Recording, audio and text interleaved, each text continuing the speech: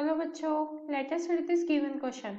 So the given question says that two identical capacitors A and B are connected in series across a battery.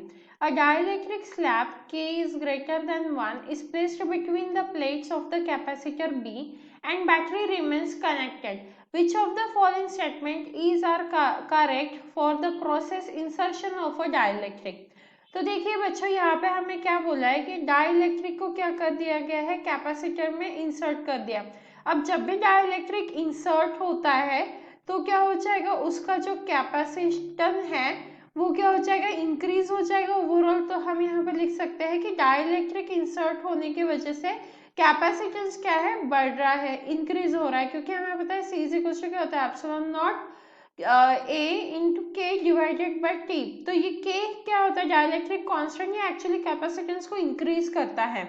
तो इसीलिए हम बोल सकते हैं जैसे ही हमने डाइलेक्ट्रिक डाला कैपेसिटेंस क्या हो गया, इंक्रीज हो गया। तो अब इस वजह से क्या होगा, बैटरी क्या है, मोर चार्जेस सप्लाई करेगी।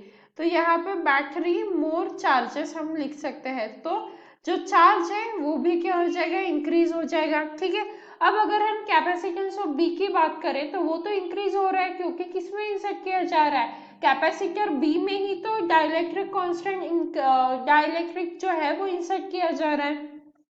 तो हम यहाँ पर लिख सकते हैं capacitance of B increases, right, capacitance of B क्या हो जाएगा, इंक्रीज हो जाएगा। ठीक है, तो पोटेंशियल डिफरेंस अक्रॉस बी क्या हो जाएगा, डिक्रीज हो जाएगा। पोटेंशियल डिफरेंस क्या हो जाएगा, डिक्रीज होगा, क्योंकि Q is equal to C V रहता है। दैट मीन्स C जो है वो is equal to Q by V, मतलब इनडायरेक्ट रिलेशन आप देख सकते हो। तो अगर कैपेसिटेंस ऑफ बी इंक्रीज हुआ तो पोटेंशियल डिफरेंस ऑफ बी क्या हो जाएगा, डिक्रीज हो जाएगा।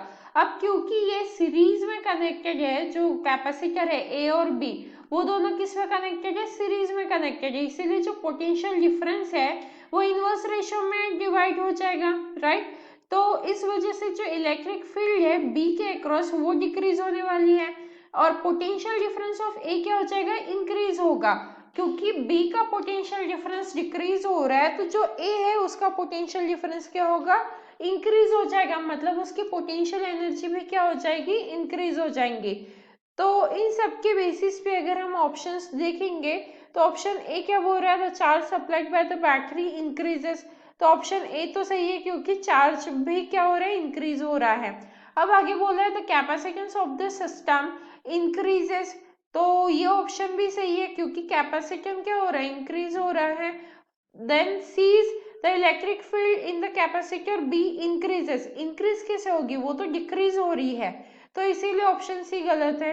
देन डी की बात करें तो electrostatic potential energy of A decreases, तो ये भी गलत है, क्योंकि उसकी एनर्जी तो इंक्रीज हो रही है। So the only correct options are A and B for this question. So I hope you understood it well. All the best.